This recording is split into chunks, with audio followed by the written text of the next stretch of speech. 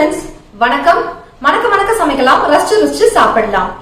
கோவக்காய் வறுத்து அரைச்ச பொடியில செஞ்ச சாதம் தான் நம்ம இன்னைக்கு செய்யறது எப்படின்னு பார்க்க போறோம். இதை நீங்க சைட் டிஷ்ஷா வறுவலாவும் வச்சுக்கலாம், சாதம் போட்டு பிசைஞ்சு சாப்பாடாவும் சாப்பிடலாம். நான் வந்து ஷார்ட்ஸ்ல லஞ்ச் மெனு பிளான்ஸ் வந்து போட்டுட்டு இருக்கும் பொழுது அந்த ரெசிபி நான் எப்பெல்லாம் போடுறேனோ அதை தனியா டீடைல்டா ஒரு ரெசிபி வீடியோ வந்து கொடுங்கன்னு கேட்டுட்டே இருந்தீங்க. சோ அதுதான் இது. இந்த ரெசிபியை லஞ்ச் பாக்ஸ் ரெசிபிக்கு கூட நீங்க செய்யலாம். வாங்க டக்குன்னு எப்படி செய்யறதுன்னு பாத்துடலாம்.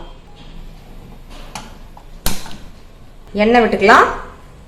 கடுகு, உளுத்தம்பருப்பு, பெருங்காயம், ஒரு கொத்து கருவேப்பிலை, ஒரு 8 கோவக்காய் வந்து மெல்லிசா ஸ்லைஸ் பண்ணி வச்சிருக்கேன், அதை ஆட் பண்ணிக்கலாம். இந்த ரெசிபிக்கு தேவையான அளவு உப்பு இப்போ சேர்த்துடலாம்.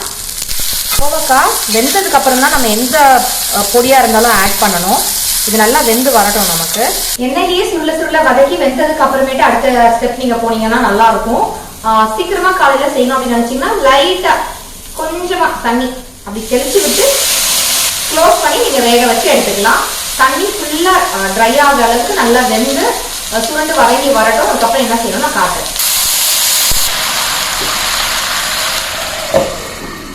இந்த ரெசிபிக்கு நம்ம வறுத்து அரைச்சு சேர்க்கிற பொடி தான் ஸ்பெஷல்லே, நல்ல ஒரு டேஸ்ட் கூடுதலா கொடுக்கக்கூடியது. அந்த பொடி வந்து நம்ம செஞ்சுட்டு வந்துடலாம். அது வரைக்கும் இந்த கோவக்காய் வேகணும். 3 காஞ்ச மிளகாய், 1.5 ஸ்பூன் முழு உளுத்தம்பருப்பு, 3 ஸ்பூன் தேங்காய் துருவல், 1.5 ஸ்பூன் கடலைப்பருப்பு, வறுத்து தோல் நீக்கி வச்சிருக்கக்கூடிய, அதாவது தோல் உரிச்சு வச்சிருக்கக்கூடிய வேர்க்கடலை வந்து பாத்தீங்கன்னா 3 ஸ்பூன் வந்து எடுத்திருக்கேன். புளி வந்து பாத்தீங்கன்னா குட்டியா இவ்வளோண்டு எடுத்து வச்சிருக்கேன் நான். அவ்வளவுதான். இதெல்லாம் நம்ம ட்ரை ரோஸ்ட் பண்ணிக்க போறோம்.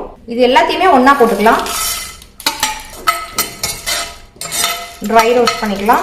பொடிக்கு நான் சொன்ன அளவே நீங்க யூஸ் பண்ணிக்கோங்க. ஒருவேளை காரம் அதிகமா வேண்டாம் அப்படின்னு நினைக்கிறீங்கன்னா காஞ்ச மிளகாய் வந்து 1 கட் பண்ணிக்கோங்க. புளியோ தேங்காய் துருவல் போட்டிருக்கோம், வேர்க்கடலை எல்லாம் போட்டிருக்கோம், அதை ஸ்வீட்னஸ் கொடுத்துரும். அதனால நான் வந்து 3 காஞ்ச மிளகாய் போட்டிருக்கேன். பெரியவங்க சாப்பிட்றதுக்கு இது கரெக்டா இருக்கும்.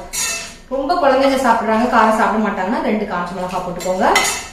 அண்ட் இதை வந்து கொஞ்சம் அதிகமா அரைச்சு ஒரு வாரத்துக்கு தேவையான அளவுக்கு நீங்க அரைச்சு ஒரு டப்பால போட்டு நீங்க ஸ்டோர் பண்ணி வச்சுக்கலாம். தாராளமா ஒரு 15 to 20 டேஸ் இருக்கும். அந்த டப்பா வந்து ஃப்ரிட்ஜ்ல வச்சு நீங்க எடுத்து யூஸ் பண்ணிக்கலாம். அந்த பொடியை வேஸ்ட் ஆகாது. ஏன்னா புளி போட்டிருக்கோம். ஈரம் படாம ஏர்டைட் கண்டெய்னர்ல நீங்க போட்டு வச்சு நீங்க தாராளமா யூஸ் பண்ணிக்கலாம். ஒரு 1/4 ஸ்பூன் எண்ணெய் விட்டு நீங்க இதை வறுத்துக்கிறதா இருந்தா வறுத்துக்கலாம். இரும்பு பேனுன்றதுனால நான் வந்து அப்படியே யூஸ் பண்ணிக்கிறேன், எண்ணெய் யூஸ் பண்ணல. தேங்காய் லைட்டா கலர் மாற ஆரம்பிச்சிட்டு பாருங்க. இந்த நேரத்துல நான் ஆஃப் பண்ணிடுறேன். அந்த பேனுடைய சூட்லயே மீதி எல்லாமே நல்லா வறுபட்டுரும். இதுக்கு மேல வச்சா தேங்காய் வந்து தீஞ்சு போயிடும். ஸோ தீயாம ஆனா லைட்டா அந்த மனம் வர அளவுக்கு நீங்க வறுத்துக்கோங்க. கொரகொரப்பா இந்த பொடியை வந்து அரைச்சுக்கோங்க. நான் சொன்ன மாதிரி ஒரு மிளகாவை கம்மி பண்றதா இருந்தா நீங்க கம்மி பண்ணிக்கலாம். நல்லா இந்த மாதிரி கொரகொரப்பா அரைச்சுக்கோங்க. எனக்கு கொஞ்சம் செவசெவன்னு இருந்தா பிடிக்கும். அதனால யூஸ்வலி நான் காஷ்மீரி மிளகா வந்து ஆட் பண்ணுவேன். நீங்க காஷ்மீரி மிளகா கிடைச்சிச்சுன்னா அதே நீங்க ஆட் பண்ணீங்கன்னா இன்னும் நல்லா ரெட்டிஷா கிடைக்கும் இந்த பொடி.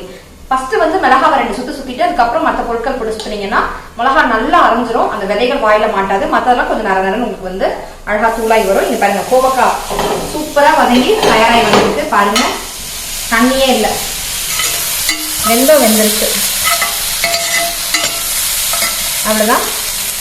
இதுல உப்பு நம்ம ஆல்ரெடி சேர்த்துட்டோம். இப்போ இதுலயே நம்ம ரைஸ் சேர்த்துடலாம். 1 கப் அளவுக்கு பொன்னி அரிசி சாதம் வடிச்சு சேர்த்துருக்கேன். பொடியை ஆட் பண்ணிக்கலாம். உங்களோட காரத்துக்கு தகுந்த மாதிரி நீங்க பொடியை ஆட் பண்ணிக்கோங்க.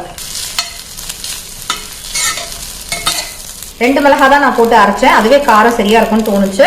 கருவேப்பிலை வந்து பாத்தீங்கன்னா நான் ஆட் பண்ணிக்கிறேன் கடைசியா. வறுத்து அரைச்ச பொடி தான். ரொம்ப நேரம் நம்ம அந்த பச்சை வாசனை போற வரைக்கும் வைக்கணும் அப்படின்றது, அதாவது அடுப்புலயே இருக்கணும் அப்படின்னு அவசியம் கிடையாது.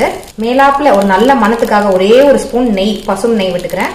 குழந்தைங்களுக்கு லஞ்ச் பாக்ஸ் அப்படின்றதுனால இந்த நெய் விட்டுருக்கேன். பெரியவங்களா இருந்தா அப்படியே நீங்க சாப்பிடலாம், சூப்பரா இருக்கும்.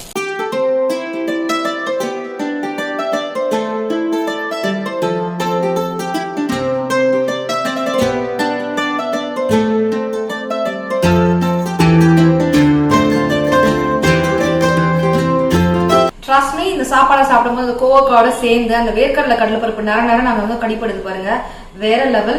அந்த நெய் லைட்டா எங்கேயோ ஒரு இடத்துல அந்த பசும் நெய்யோட வாசனை மட்டும் இருக்குது. அந்த காரமும் அந்த கோவக்காயும் வேற லெவல்.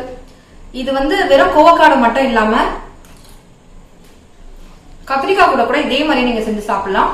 வெண்டைக்காயோடையும் இதே மாதிரி நீங்க செஞ்சு சாப்பிடலாம். அருமையா இருக்கும். ட்ரை பண்ணி பாருங்க. இந்த ரெசிபியை நீங்க வீட்டுல சமைச்சு பார்த்து ருசிச்சு பார்த்து ஃபீட்பேக்ஸா எனக்கு ஷேர் பண்றதுக்கு மறக்காதீங்க. மணக்க மணக்க சமைப்போம், ரசிச்சு சாப்பிடுவோம். சோ கார்த்திகா ரெசிபிஸை நீங்க ஃபாலோ பண்ணிக்கோங்க, சப்ஸ்கிரைப் பண்ணி சப்போர்ட் பண்ண மறக்காதீங்க. வேற ஒரு இன்ட்ரெஸ்டிங்கான சுலபமா செய்யக்கூடிய ஹெல்தியான ரெசிபியோட அடுத்த வீடியோல நான் உங்களை சந்திக்கிறேன். Take care. டாடா.